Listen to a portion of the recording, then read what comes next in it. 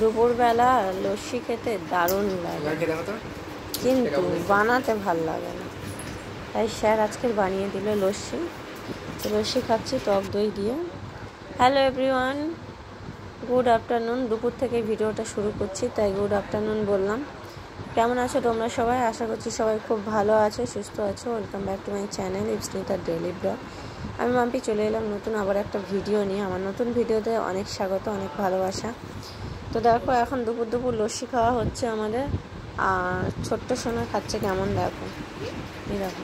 ছোটো সোনা কিন্তু টক দই খেতে খুব পছন্দ করে, তো এমনিতেই চুরি করে করে খায়, মানে যেখানে থাকে ও খায়।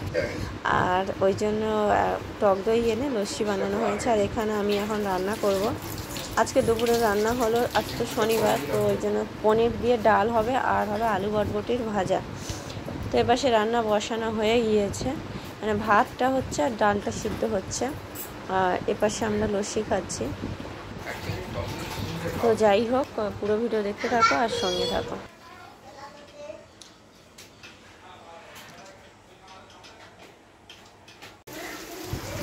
তো গাইস দেখো, এখানে পনিরগুলো কেটে নিয়েছি ছোট ছোট করে।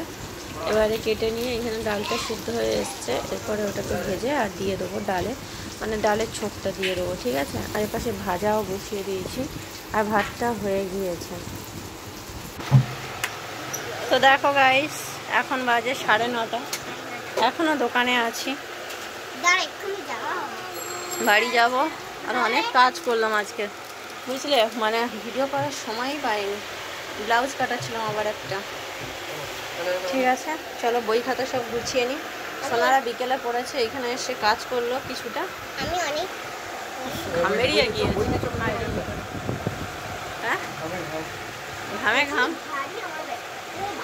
চলো এবারে বাড়ি।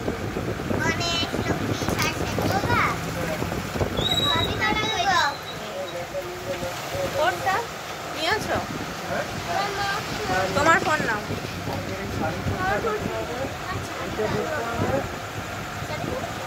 ওই কৌটোটা নিয়ে নে, ওই যে কৌটোটা। চলো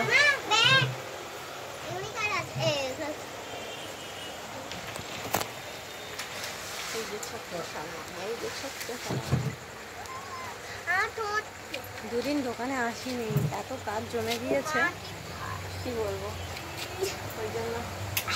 দে আমার কাছে দেখ, শুনতে পাচ্ছি।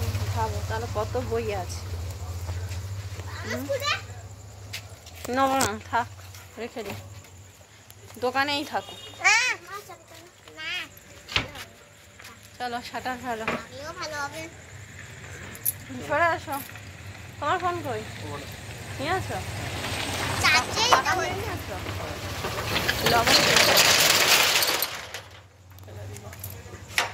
কি টাইট শাটারটা, বাবা তুলতে ফেলতে একদম দম আটকে যাবে। জবরদস্তি